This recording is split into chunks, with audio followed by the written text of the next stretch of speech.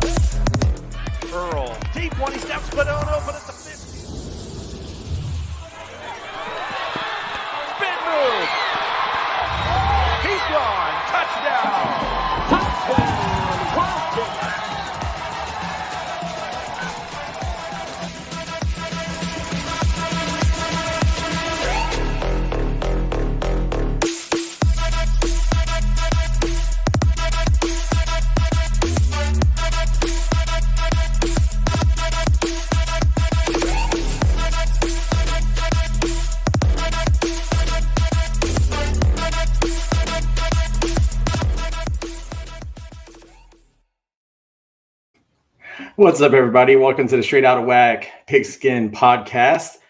I noticed in our intro video, we have a lot of highlights against UCA, and I feel kind of bad about that just now, but it's kind of fitting because our special guest this week is Will Siler. Will not only played football for Central Arkansas, he's also one of the co-hosts of Around the ASUN, which you can catch on the FCS Fans Nation podcast network. Will, how the hell are you? And thanks for joining me tonight for this. I was a lot better before that freaking intro.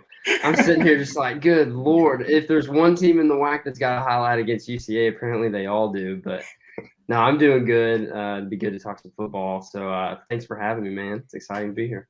Yeah, man, I appreciate it. I want you to come on maybe in a couple of weeks when SFA plays UCA, but definitely wanted to get you on tonight with especially some of the games we had this week.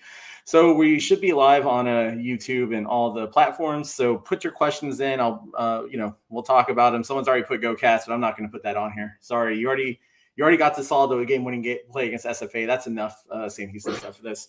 So let's go ahead. Let's talk about last week in the WAC, and this is kind of fitting too. I think, Will, that you're on here given upcoming matchups, because we had Sam Houston score 42 unanswered points against Jacksonville State. I don't think that game was even remotely close. When you look at the stats of that, I mean, Sam had 235 in the air, 228 on the ground, just absolute domination. And I mean, in my opinion, as much as I hate to admit it, Sam is the real deal. I know I've been hesitant up until this past week to rank them as number one in my poll. I've had them in the top 2 or 3 because their strength of schedule is not the strongest. But Will, what do you think of Sam Houston? And after UCA's played in this year, what do you think about them and their year? I'll say this: Sam Houston is probably the most complete team that I've watched, like on TV and in person. They've got all the pieces that it takes to win a national title, and I mean, we knew that because they did it last year, and they've got the same pieces in place that they had. They've got a heck of a quarterback. Eric Schmid's the real deal. I watched him dunk balls in 60-yard buckets against UCA on the stripes. They've got dominant offensive and defensive lines, and they've got skilled players around Schmid that are going to make him successful. And I was telling, I guess it was Jamie, or it might have just been the whole group last week, Ramon Jefferson is the real deal. He is probably a little underrated because he gets, I guess, outshined by like Ife Adeyi and Jaquez Ezzard. And so, but no, that dude is the real deal. And he had one run against Jacksonville State that was just like, holy smokes, like this dude's good. So, I mean, I think they're the real deal. It's unfortunate that It's unfortunate that their strength of schedule is not great because, I mean, everybody knows it's what helped them get a top 2 seed in the spring, and it's going to probably bite them in the butt this year. But if they keep beating teams that are as talented as Jacksonville State, I'm not saying Jacksonville State's the best team in the world, but they've got the talent in place that it's an impressive win to knock them off like they did. And, I mean, like you said, they did everything they wanted to. It was a complete blowout. So, yeah, props to those guys. Yeah, I won't lie. I kind of was watching the game from a thing I was at and, checking the score. I checked the first quarter at 7-7 after Jefferson got that 33-yard run. Mm-hmm. And I was like, oh, this is kind of going slow. And then I got distracted and went check back, and it was 28-7 at the beginning of the third quarter, and I just went, holy cow! But that's the thing about Sam, that's the thing that they've built. They're very explosive. They've always been a very explosive team. That it used to be that they just didn't have the defense to keep up with their explosive offense. Now this year it looks like they have the defense, just like they did in the spring. I know I discount their strength of schedule, but I still have a feeling that if they get at least a top 2 seed, you're going to see them at Frisco. Well, and they're still playing a talented schedule. They're not playing teams that are necessarily winning ball games, but we're talking about Jacksonville State, who could very well not be 3-4. They could very well be 5-2, just like UCA. UCA is a few plays away from. Should have beat Eastern Kentucky. We talk about that, whatever. And then, against Sam Houston, had the lead down to 3. So they're playing good teams. It's not like their strength of schedule is crap. They're not playing the Northeast Conference. No, I think the only thing that's really hurt them is their 2 out-of-conference games and just when it comes to the resume, the 2 bye weeks. So we talked about that. Yeah. They still made the right choice by taking the 2 bye weeks to protect their players. But right. So, we already have our tickets for Frisco, and I know we're probably going to see Sam Houston there. So everybody calls me a Sam hater. I've said it now. We'll probably see you in Frisco. All right. It's on here. It is saved. I will link this every time somebody calls me a Sam hater, because speaking of Central Arkansas, let's talk about that game. Central Arkansas went down to the Oil City of Beaumont to face Lamar, 49-38. I would say that the game wasn't necessarily as close as the score indicates, but what surprised me was the amount of offense that Lamar got on UCA. Now, granted, UCA ran all over Lamar. Insane. What, you went for 3? I think he went for 350 total on the ground, right? And Darius Hale went for 2 something. Yeah, he went 251, I believe. Yeah, it was insane numbers. But what shocked me, especially seeing how Lamar has played this year, is what happened with your defense? I have no idea, and I don't know what the yardage breakdown was for the first half, but I'm willing to bet they had 441 in the whole game. I'm willing to bet they had about 100 in the first half. They, other than that first drive that they scored on, or it was like their third drive, they didn't do much in the first half. It was 35-7 at halftime. We kind of moved the ball at will, scored at will. I don't know. It was like they came out with a little bit of tempo, which is kind of what Eastern Kentucky did in the second half of the game the week prior. And so I think, a little bit of tempo got our defense a little bit. I don't necessarily think it's that we were tired or whatnot, but maybe the calls weren't getting in as quickly. We were a little confused lining up. But I don't know. I kind of started to get a little antsy. Like, you tweeted at me or something. You were like, WTF, what's going on? And I was like, well, we just went for 75 yards in 3 plays, so I'm not too worried about it. And then it's like, I look up and it's an 11-point game. But I don't know. It was like, I almost feel like we didn't adjust well. We haven't the past couple of weeks, but we're down, 31-14 to Sam Houston at halftime, and came out and made it, 3-point game. So we adjusted in that game. So I don't know if we just don't adjust well while we're ahead or what, but it's kind of the opposite of what you've seen from UCA the past few years. Usually we've been a, 9-win, 6 wins by comeback type team. And now we're trying to give games away, but no, it was odd. They started taking some deep shots on us and started connecting a little bit. Had a few untimely PI calls for us that, sustained some drives for the Cardinals, but other than that, I don't know. It was just like we didn't adjust well coming out of halftime, and it got a little too close for comfort. Yeah, it's I've said this before. UCA has such an amazing offense with Braylon Smith, with Hale at running back, with Willingham and Hudson at as your wideouts. Like, that offense should they should be winning games if they had a defense. And it's kind of surprised me because Central Arkansas usually has got a more, I'd say, stout defense. You've seen it in recent years. They're not one to give up 38 points to Lamar. No, and I will give the benefit of the doubt to the team this year. We're under I think it's our 3rd defensive coordinator in 5 years. The Coach Kitchens this is his first gig as a defensive coordinator.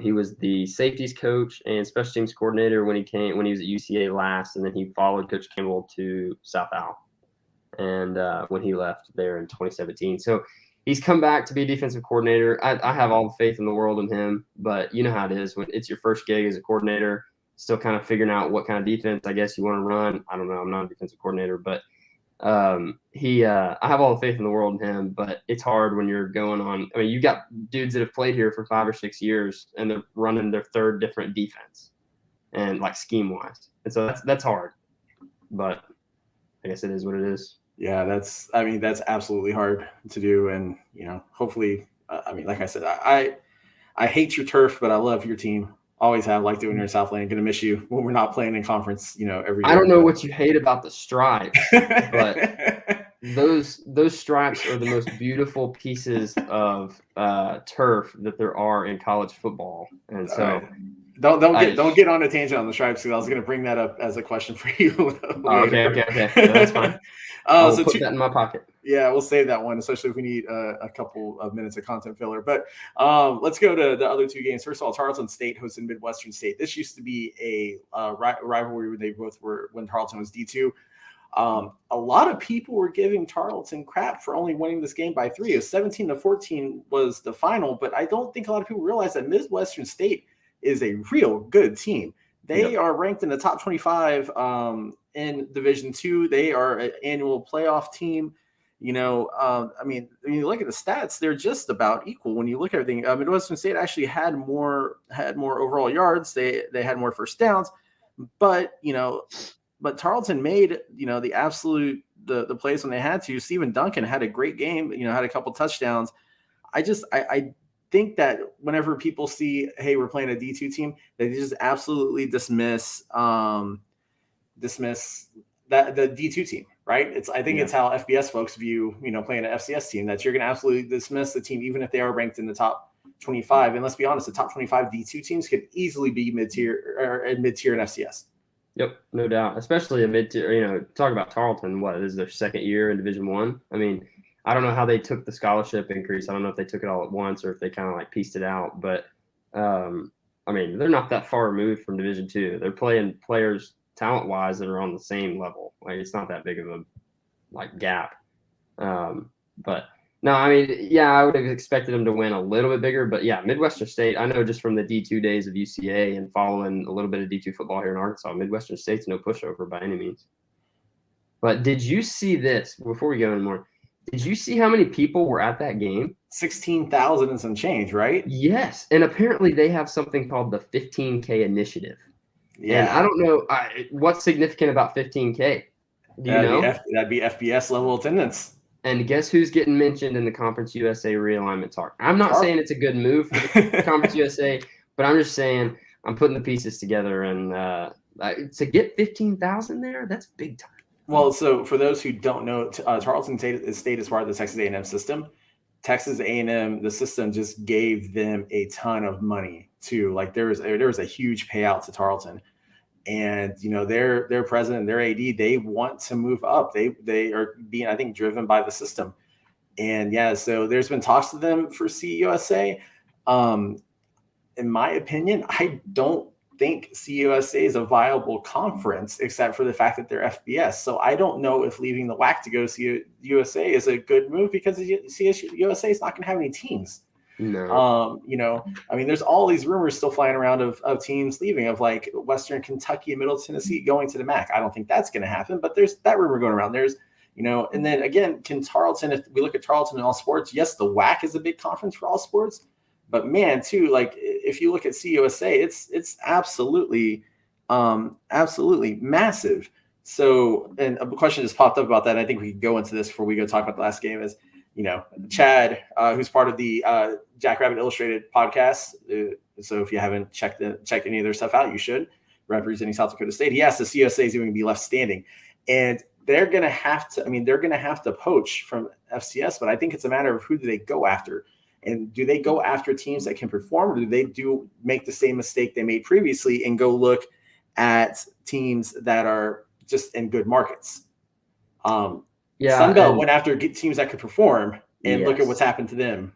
I saw a tweet the other day. It was a picture of the App State Stadium or whatever, Kid Brewer, I think is what it's called. Yep. And it was during the Coastal game when they had like the 4th biggest crowd on record. And then there was a picture of SMU's stadium there in Dallas, and it was like market team versus program. And yeah, if the Conference USA went and got some programs out of the FCS and said, hey, we're willing to, not get huge TV deals, you're not going to get huge TV deals with a lot of teams, even that are in markets. Like when the Southland got UIW, it was kind of like, you got into the San Antonio market, but did you really get anything out of getting that? Does anybody really watch UIW sports? But no, if they would do that, I think they could be left standing. But the rate they're going with the teams that have been mentioned, I think the Conference USA is dying off, and it's going to end up, either not. I don't think they'll even have other sports because who was it? The Big East that dropped football. Yeah. But I mean, they had basketball, but I don't think Conference USA will be left. It's just my honest opinion. Yeah, that's the thing. I've heard, there's a lot of things. There's people saying, hey, go after North Dakota State and South Dakota State, which, yes, would be absolutely great ads if you could get them for football only. And if the Summit League would let them stay in for basketball, I don't think North Dakota State and South Dakota State could afford to move all sports at the moment with the budget they have. Honestly, I'm pretty sure SFA can't, and I'm really sure that Sam Houston can't either, because neither one of them has the budget to be at that level. So honestly, I don't know who they go after. I've seen Missouri State as someone. We've seen Tarleton. Maybe they start looking west to fill that footprint to keep Louisiana Tech and UTEP happy. Maybe they get New Mexico State to stop being independent and come over. But then New Mexico State would lose some basketball prestige from the WAC, because the WAC is a much better basketball conference than CUSA. Right. So I don't know. Like, honestly, you go to CUSA, you can go to like Charleston and say, hey, look, we got this bowl money and bowl bids and all those. How many bids are you going to have? You don't have any teams left. Right. And so. Especially after, they added Southern Miss. The Sun Belt added Southern Miss today, made it official. But I have a feeling I think I saw that Old Dominion is going to be official tomorrow. Yeah. And then it's only a matter of time until Marshall is. So I don't know. I think they're dying out. Yeah. And then, of course, with the Sun Belt, they have JMU. Their Board of Visitors, which is their equivalent of the Board of Regents, is meeting an emergency meeting Friday. And then if they pass it, it goes to the Virginia government to approve. I didn't know they had to go to the government for that. I learned that from Jamie Williams today. I had no clue too. That surprises me.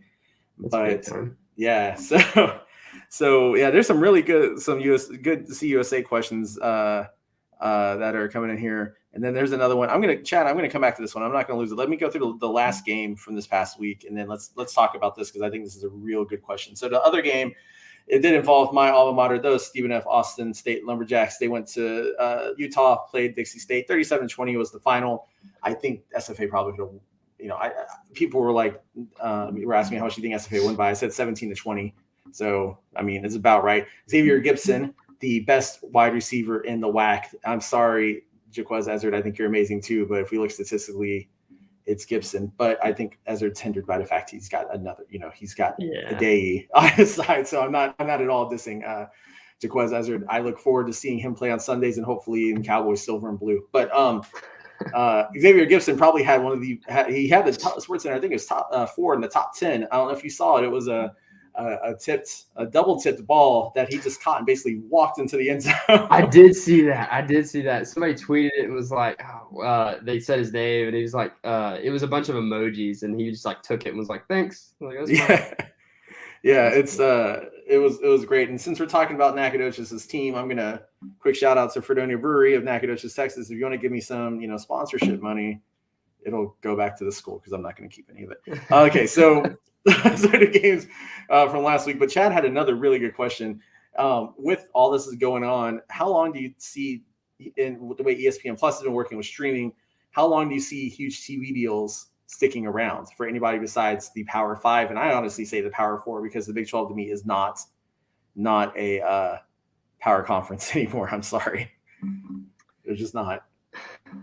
I don't know just a whole lot about the TV deals, but as far as like the ESPN Plus things, like I think that's a great move for conferences to do, because you let your fans are able to watch from anywhere. And I think ESPN is going to keep that going because it's easy for them. They just have to stream online. It's not like they're having to do a whole lot to. I mean, you're using school announcers. There's not a whole lot going on the ESPN side of things. Like it's pretty well run by the school. But I mean, I don't know that any like FCS conferences. Other than I know the Big Sky gets a good deal with ESPN getting the 2 games on like the linear networks. Is that what they're called? Linear networks? Yeah, like the main ESPN. Yeah, those are the linear networks. They get the 2 per year now. That's big time for an FCS conference, but I don't think TV deals are just going to be huge because the Power 5 obviously brings in the most money, especially now that like Texas, we're at Power 4 with Texas and Oklahoma moving. Those TV deals in the SEC are going to be ginormous. But I'm not the best person to ask. I just don't know a whole lot about them. Like Chris Hammond, I feel like would know way too much about TV deals. I wish we had Chris on. I think about that. Chris, if you're watching, if you want to come, come in and come talk about talk about this, you can find it on the StreamYard is open. But yeah, I don't know the way you see things going with streaming. I mean, I don't know if big TV deals outside of the Power 4 are going to exist for anybody. I think anybody who's at a bowl level, the money they're going to get is not from TV. It's from bowl ties. It's from the payouts for that. It's also the ability to get bigger pay for when you go play a body bag game, right? Right. Because you're going to get more playing in say the Sun Belt and going to Alabama than you would be playing in SoCon going to play Alabama. So, I mean, those are the perks. I don't know if you can argue TV as a perk anymore. Although you never know. With some of the schools that are moving up, you might see James Madison on some of the linear networks more. You might see. If I was CUSA or if I was the WAC and say the WAC is FBS, I would basically take advantage of what the MAC does. They have MACtion, right? Try to get a game on a Tuesday night or on a Wednesday night, and try to show off the league. Well, and the Sun Belt's kind of taken a page out of the MACtion book here lately, which is probably attractive for James Madison because. I mean, how often are you going to see Coastal Carolina and App State on ESPN or ESPN2? Probably not just a whole lot. But, when they're playing on a Wednesday night and that's all there is to watch, like, yeah, that's huge. And I haven't seen the MAC do it as much. Normally it starts later in the season, I think. But the Sun Belt started doing that. And, like, this week I think it's Troy and Coastal are playing on Thursday on ESPN. And so, no, I mean, I think that makes, like, the Sun Belt more attractive. And Conference USA didn't do that. And look where all the Conference USA teams are headed. They're headed to where, I mean, the American gets games on ESPN. I know that. And their deal is with ESPN. I do know that. Yeah. But I don't know. I don't know. So some of these other comments that are coming up, somebody saying that Sam should join Conference USA. They have the tools in the resume. The only problem I see is there's way too many D1 schools. Well, they're already D1. Don't forget that. So let's not forget that. They're already D1. And Texas has the most Division I programs out of any state when you look at football and all sports. So I don't think the saturation of teams playing at a Division I level is an issue here. I think what will stop Sam is the budget, is the money to do it. So what I'm just gonna look this up real quick. You have to sponsor 16 sports, and there's only one team in the ASUN that does, and that's UCA. But then we don't fit the attendance deal. Well, Estes is pretty small, right? It only holds like what? If you look, it says it holds 10, but it was expanded. It holds about 12, and I mean our record crowd's like 13,000, so we've had more than that in there. But okay, so Sam Houston's got 1, 2, 3, 4, 5, 6, 7, 8, 9, 10, 11, 12, 13, 14. They've only got 15 sports. Yeah. To be an FBS school, you have to have 16 sports sponsored, and so you'd have to see them add a sport. I'm trying to think of how many SFA has. I can't remember off the top of my head. I think it's 14 or 15, to be honest with you. And as far as sports sponsor go, like I come from, talking a little bit about the ASUN just because shameless plug. You should watch his podcast. Yeah, you should go watch Around the ASUN. It's on the same channel. But Jacksonville State, I believe, has 15. There's one, I want to say Kennesaw's got like 14 or 15. But then Jacksonville State and EKU are the only ones that have a 15,000 seat stadium, which, I mean, it's not hard to expand that way. and you don't have to have that many butts in the seats. You just have to sell that many tickets. Yeah. So I don't know. I just don't see Sam Houston, like you said, the budget too. I don't see them making the jump. I was wrong about SFA. We actually sponsor 16 sports. I forgot about beach volleyball. Yeah. I think Sam Houston is more equipped to make the jump to FBS because let's be honest, the jump to FBS is more than just football because you're usually you're going to a conference that's probably going to be better at most sports than the conference you were in. Now, granted, there are some conferences in the FCS, like the WAC's a good basketball conference. And so if you leave and go to, say, the Conference USA, it might not, especially now, you're losing some prestige there. But SFA's got the success in other sports. Like, they'd be a heck of an ad for basketball to any conference. And I mean, if I was the Conference USA, I'd be like, hey, let's get SFA just to get basketball. Yeah. But I mean, if we look at it from a facility standpoint, Homer Bryce needs to be upgraded. Especially, I mean, you played there, you've seen like it's not ready. The new turf looks good, but it's we got to do better with the stands. I would love it if they horseshoed it, but I digress. I absolutely digress. Here's another question. Here's a good question that doesn't have to do with Conference USA, but this is interesting. I don't know if you saw the news out of Lubbock, where Texas Tech fired Matt Wells. At 5-3. At 5-3. I don't know what they expected there in Lubbock. I don't know if they thought they were going to be in the playoff this year. They do weird stuff in Lubbock, but so the question is SFA going to let their coach interview for the Tech job? And I don't know. I hope the answer is no. In fact, if anybody from the Texas Tech athletic department is watching this, you should go after Casey Keeler at Sam Houston State University. It would do many things. One, it would get Texas Tech a winning coach. Keeler knows how to win. Two, it would not help Sam, and so I'm good for that. And three, it would keep Colby out in Nacogdoches, and I think every SFA fan would absolutely love that. So that's my thought. I don't know. Colby Carthel is a West Texas guy. He was involved. He and his dad were both involved at West Texas A&M. I mean, and after the way Texas Tech performed in Lubbock this year, I imagine he's got to be on the Tech AD's radar. I don't know if they would do that or if they would go for somebody who's in a G5 sort of G5 team and then try to pull from there. Where was he at before he came to Nacogdoches? He was at Texas A&M Commerce. Okay, so he hasn't been in Division I just that long. No, that's the only thing that somebody just said Keeler doesn't want FBS. Keeler might want that money though. You want the money though that Texas Tech is going to throw around, but that's why I could see Texas Tech not necessarily coming after Colby Carthel just because of the fact that he hasn't been in Division I very long, and the jump from and yes, he has taken a program that was in a bad spot with SFA and brought him kind of out of the ashes a little bit. With apparently he can recruit his junk off. I mean, apparently that's just his best thing ever. But it's harder to do that at the FBS level, and that's just you see it all the time when people move up and don't do very well. So I don't know. He hasn't necessarily been super proven. Yes, he's taken SFA to a better place, but it's not like he's won a national championship. Like when Kleiman went from NDSU to Kansas State, like that's one of the only times I as far as I am aware, that an FCS coach has moved straight up into a Power 5 job like that. Yeah. He had, won national titles at NDSU and kept a dynasty going. And so I understood them going after an FCS coach, but I don't know that Tech necessarily. I think Tech could probably get a bigger name with the money that they can throw around. And so I figure that's what they'll do. That's kind of my thought too, but I think if Carthel keeps SFA on the trajectory they're going, I don't think he'll stick around the Nacogdoches long. I'm sure somebody at a G5 is going to pick him up. So I don't know if you want to, since you did drop the ASUN earlier, do you want to talk about Jacksonville State and John Gross, or should we just let that question go? I mean, I can talk about it a little bit, sure.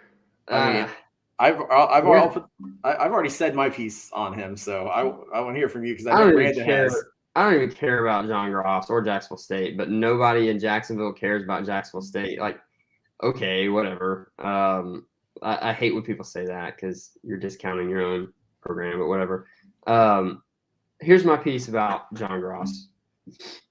he has not done bad at Jacksonville State. Now, do I think that he's the man to take, Jacksonville State into the promised land and win national championships? No. But is Jacksonville State that obsessed with winning a national championship that they're willing to fire a good coach for potentially not someone good? Who are you going to get? I don't know. But we're at the FCS level where you don't see a whole lot of firings due to, success that just wasn't enough. If you're winning games, typically you're going to keep your job at this level. And it's not, Auburn, where it's, you're winning games, but just not enough. And so it's like, we're going to fire you. So I don't know that necessarily they're going to fire him. I do think if they wanted to go a different direction, that's probably the smart move, but I don't think they will. Now, if apparently he's on his last year of his contract. I didn't know that. Yeah. Until Brandon told me. Yeah. But I don't think he's the man for the job. I don't think he can win a national championship there. Somebody else may be able to, but you also run the risk of, regressing to a degree because he's winning games. It's like the Mark Richt deal. Like, you wanted it all, and I guess they got it with Kirby Smart. So it's not a good example. But Mark Richt was a fine coach. Like he was a great coach and was winning 9 games a year. And so it's like it's hard to turn around and fire a guy like that. But I don't think he's the coach that's going to win national championships there. But I don't know that necessarily. They can always be a good school, but I don't know that they can necessarily be a national title. Yeah, I agree with you there. I think that they've hit their peak when it comes to what he can do with them. Yeah, I agree. Yeah, with the talent that they have, there's there's no reason why they shouldn't have shouldn't have been in national champion in there. And it's a lack of coaching. It's a lack of just bad coaching and bad play calling and things like that. So. Real quick before we go into the next week's games, I wanted to ask you this question because we did talk about back when SFA was changing their logo. You said that the Texas logo on the SFA field was impressive and it should be the Texas logo. But they went with the what they call the tertiary logo, which is honestly better looking and more aesthetically pleasing. But the SFA turf does not remotely compare with what they have going on in Conway. I want to ask you, just as coming in and playing for your 4 years at a UCA, how was it adjusting to being on turf that's purple and gray stripes? Well, I have to kind of answer this from like other people's perspective because like I grew up a UCA fan, and so I was around when the turf was installed in 2011 because they said they revealed it on April 1st. And so everybody thought it was an April Fool's joke. And then it was like, when they started ripping up the grass, it was like, oh crap, this is not a joke. But no, it wasn't necessarily hard for me to adjust to because I've been around it. But like when you talk to people that come and see it for the first time, it's like, no, it is weird because you walk out on it. You're not used to seeing it, but it's almost better than it like when you're playing on it because, it's alternating purple, gray. And so distance is super easy to gauge. Like when I'm on the field, when I was snapping, I knew exactly like distance wise how far away I was from somebody. And so a lot of schemes like special teams wise, you play certain schemes based on how far away from a return man you are. No, it's awesome. I love it. I think the world needs more colored turf, not necessarily more stripes because only one school can do the stripes. But if you want to give some colored turf to your school, then I think you should do it. But it was cool. It is a little hard to adjust to watching a game on it. I remember the first time I watched a game on TV on it. My sister got engaged, and it was against SFA. We didn't go. It was the first game I hadn't been to in like several years, and it was a little difficult to watch because when the jerseys are the same color purple that the turf is. Which we don't have that problem now. It's a little different, but it was definitely kind of hard to watch. So I get when people are like, "Oh, it gives me a headache," but I don't think it actually gives you a headache. You just don't appreciate good-looking turf.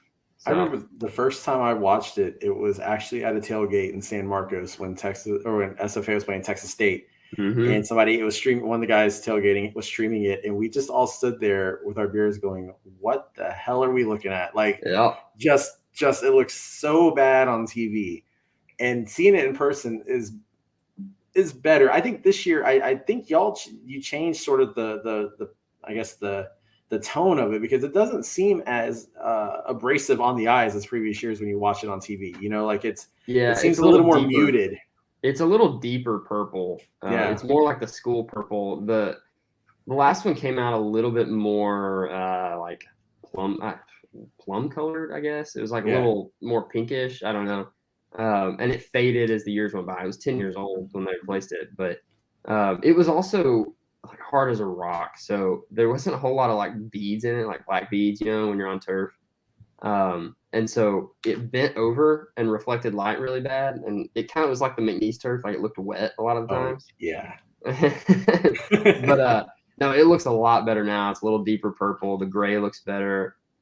It looks great. We took the logo at midfield, took the UCA from over the bear and took it away. So now it's just the bear head. It's a massive bear head midfield. It looks good. I like it. Yeah, it looks better. I just say next time they redo it, take off the bear head and put the running bear out at midfield. Oh yeah, the running bear logo is such a sweet logo. I just feel like we need to retire the running bear after the meltdown that happened against Eastern Kentucky. All right. Well, speaking of Eastern Kentucky, let's talk about next week's games. I want to hear your insight on this because we do have one that involves the ASUN part of the AQ7. So I'm going to just to segue into that one, I'm going to ignore the earlier game, but we got Lamar traveling up to Richmond to play Eastern Kentucky. Now, Eastern Kentucky, I question if they were the real deal or not for most of the season, because remember, they did lose to Indiana State, right? But the game against UCA impressed the hell out of me. And the second half. Yeah, well, the second half, just the second half, the way they came back and played, and they've handled Abilene Christian when they play, played them. They've played well. I'm interested to see how they can.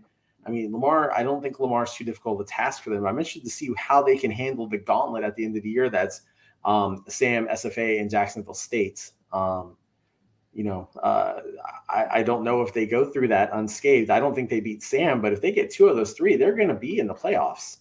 Oh yeah, I have them as the coming out of the AQ7. I think they are my 2 right now. I think they're probably the team that gets that second bid, the at-large bid from the AQ7, if anyone does. Now, obviously, if they go 1 and 2 in that little stretch you're talking about, they won't make it. But I'll say that can I talk about Eastern a little bit? Yeah, go ahead. Okay. That's why I brought you on.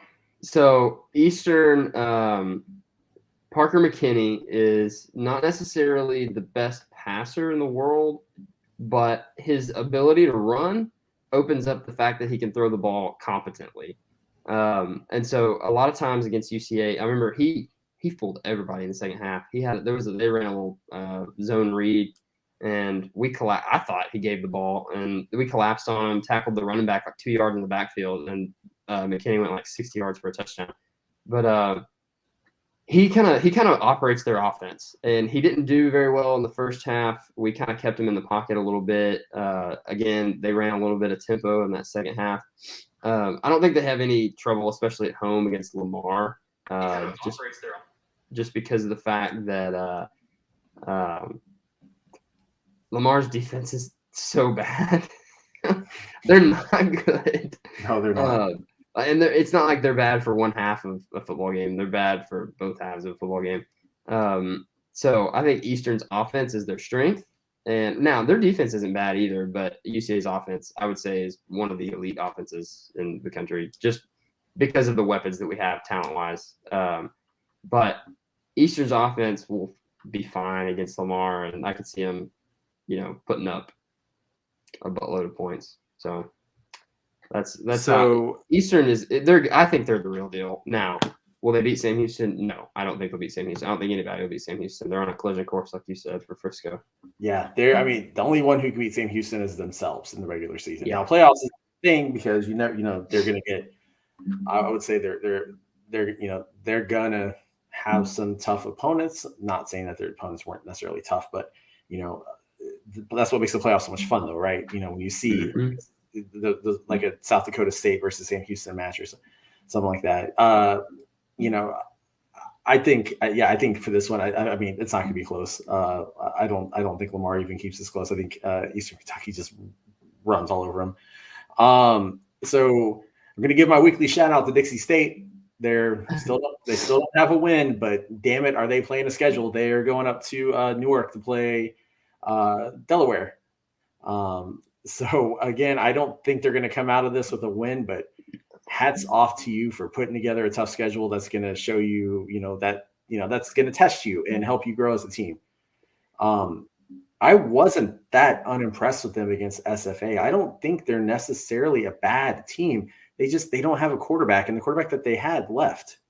He basically walked away from playing football, and so they're kind of and sort of like I won't say shambles, but you know what I mean? Like they're sort of just right now. I trying to make it until they get another quarterback. Yeah, but I think in a couple of years though, watch them. I mean, playing a schedule like this is gonna just absolutely help them. Oh, no doubt. UCA kind of did that when we were in the transition period. Played some good teams. We played South Dakota State, played North Dakota. We played some teams that at the time were, successful teams, and I have no doubt it helped. You got to play the best to be the best, and I'm not saying that they're right now trying to be the best, but you have to see what it's about because you're not going to be able to see that all the time. So when you've got the freedom to make a schedule like that, heck yeah, that's big time. No, I agree. So I would take my hat off to you if I lose my headphones, but hats off to you, Dixie State. I mean, I will say this every week that you have a game. Way to go up and play up.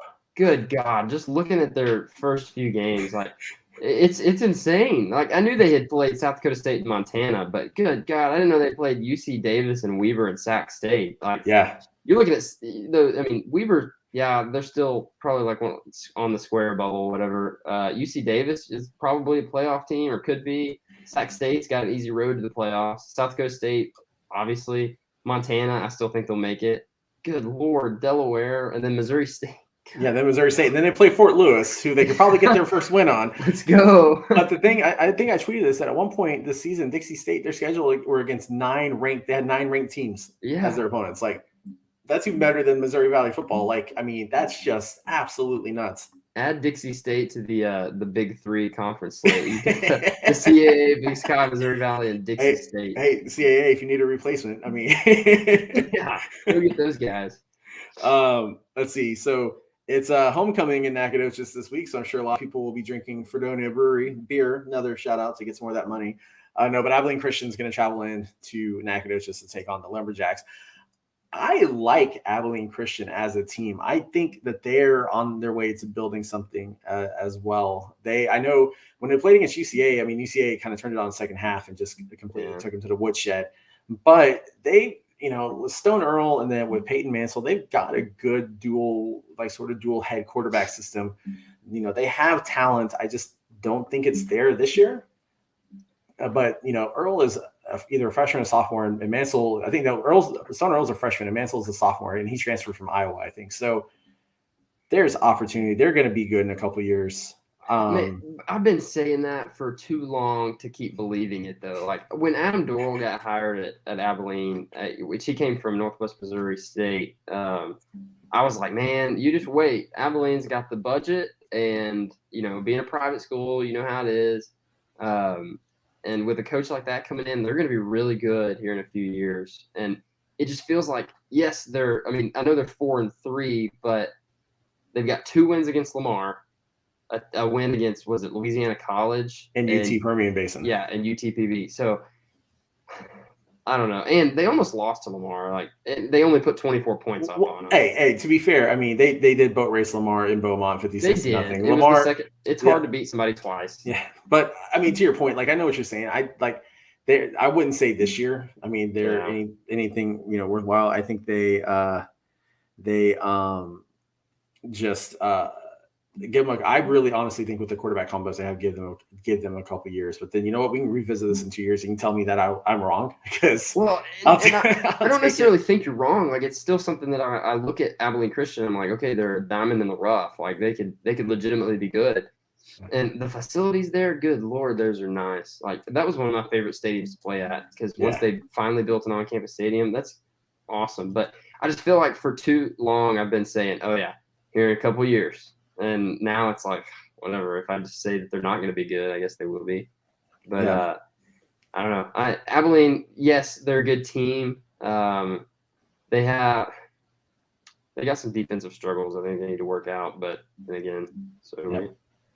Yeah, I think SFA, honestly, after having a bye week and getting a win on Dixie State, I think this is a game they could probably win. They need to. SFA cannot afford to lose. They have to finish 8-3, right, to even sniff a playoff chance. And then the game versus UCA and then the game versus Eastern Kentucky are going to be, are the two, obviously, I think the true trials. I don't think this one is. So we got two more games to talk about. One of them is a WAC game and one of them is not. But let's finish off the WAC game. Sam Houston travels up to Stephenville to play Tarleton.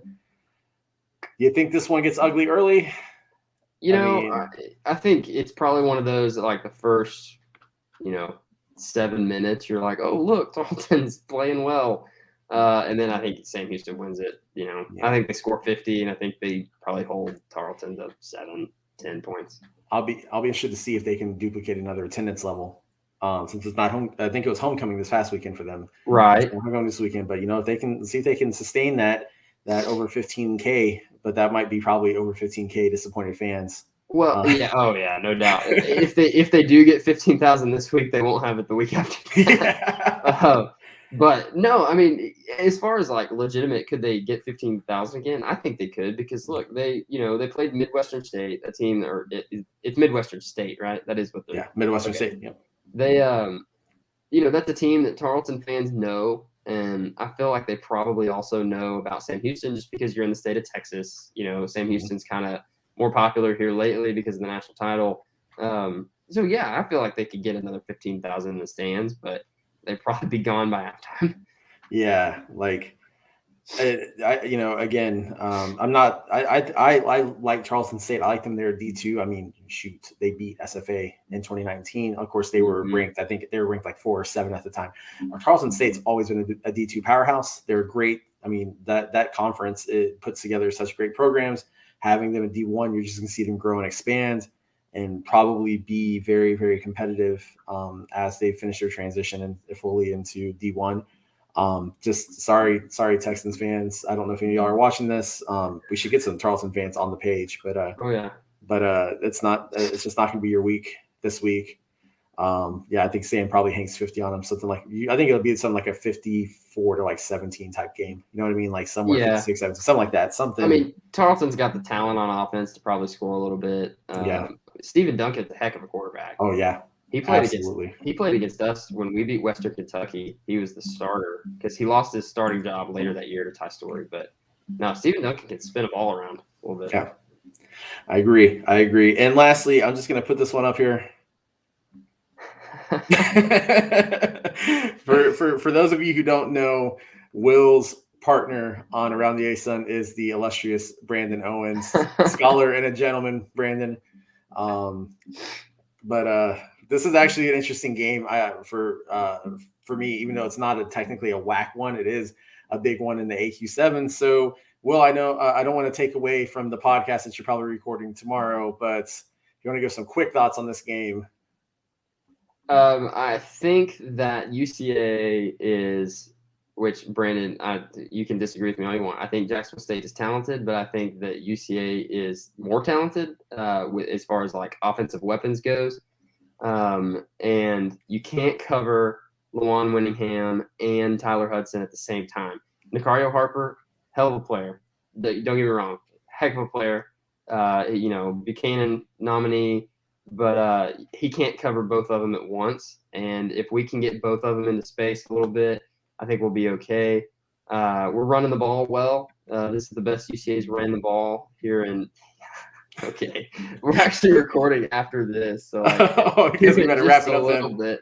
So I'm gonna piss him off before we start. No, we're running the ball well, and I know you have a great D line. But let me check some stats real quick.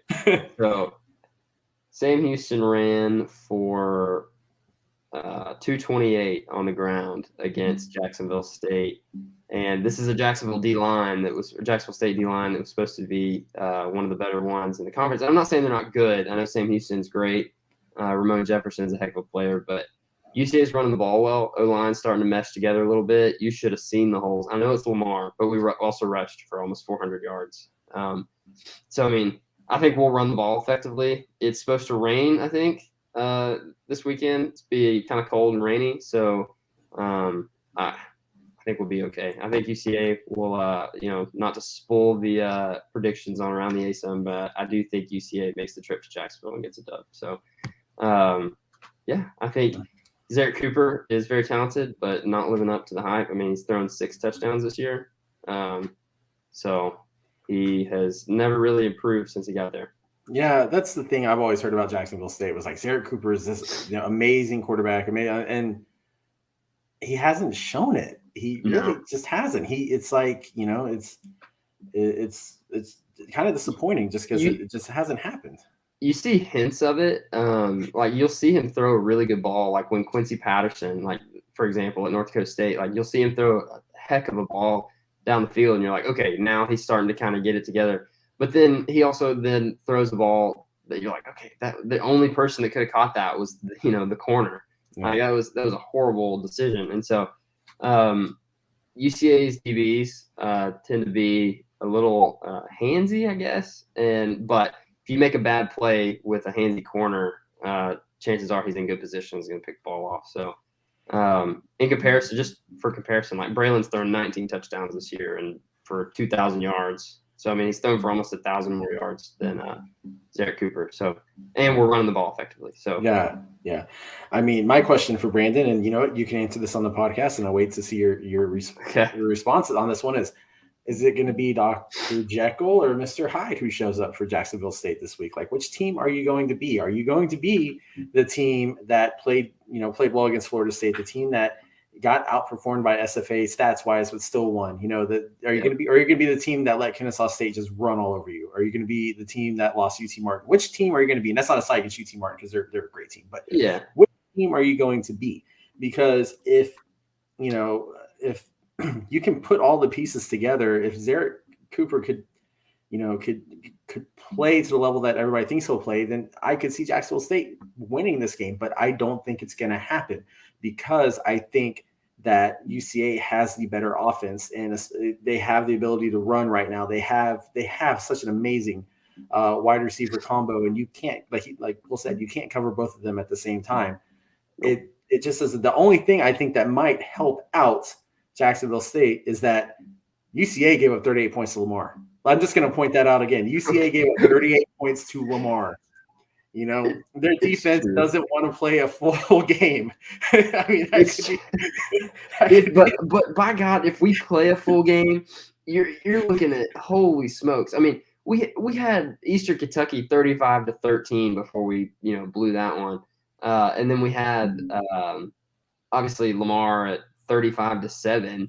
I mean, they look like the 85 Bears in like one half of football, and then the next half they don't look that way, to put it lightly. So, I'm telling you, if we put it all together, I think we're more talented and could definitely win it. I agree. I agree. But also to your point, if SFA had done that, Sam Houston wouldn't be number one. And SFA would only have one loss, and that's the Texas Tech. So, all right, we're going long, and I know you've got another awesome podcast to record. So before we go, Will, since we're talking about that podcast, why don't you advertise it real quick to the people who might be watching this one? Yeah, I appreciate that. So if you have not already checked out Around the ASUN, you can do that here on the FCS Fans Nation network, which is if you're watching on YouTube, that's the network you're looking at. It is called Around the ASUN. You can follow us on Twitter at Around the ASUN. Brandon Owens is my partner and co-host on that podcast. We release every week and pretty much just recap the previous week, preview the next one, and right now we're looking at a little playoff scenarios just because we're kind of getting close to that time of the year. So you can follow us on Twitter at Around the ASUN. You can follow me on Twitter at Siler_Will. We have a lot of good conversation, and this week will probably be a little bit more fiery of an episode. We probably should have had a moderator come on. I know a few people. You want me to stay? You want me to join your broadcast? Stay around. I remember Jamie and you both were like, man, y'all gonna need a moderator. We were getting hot back when the power poll, we put an AQ7 power poll out every week, and I was like, man, I just can't drop UCA below Jacksonville State. And he was like, I can't do the other way around. And so, it's we have some good back and forth there on the show. So, definitely be looking for that. We're recording tonight, so we'll drop it tomorrow on the YouTubes. And if I'm not lazy and I don't have a bunch of school going on, we'll also put it out on like Apple Podcasts. So, nice. But YouTube is the best place to watch it because you can see my beautiful face. Nice. Well, awesome. Well, that's another week, y'all. I don't know if I'm going to record one next week because unfortunately my real life is going to get in the way and I have to go to Vegas for a huge giant show to work. Well, you poor thing going to Vegas. I know. I got to go to Vegas and drink on my company's card and do all those things. It's terrible. I live a rough life. But anyways, like Will said, like and subscribe. This channel has such great content from the Sunday show for FCS Fans Nation, where they answer all your questions down to the individual team content or the conference content, like Around the ASUN. Great stuff. I'm going to solve your playoff scenario for you right now. We'll save you some time. It's either Eastern Kentucky or Stephen F. Austin. We can just end it there for your second. Your second bid. Once again, Will, thank you so much for jumping on. As I've told other people, you always have a seat on this podcast. Anytime you want to come in and talk WAC football, you're more than welcome to. Thanks to everybody watching. We will see y'all next time. Have a good one. Have a good night.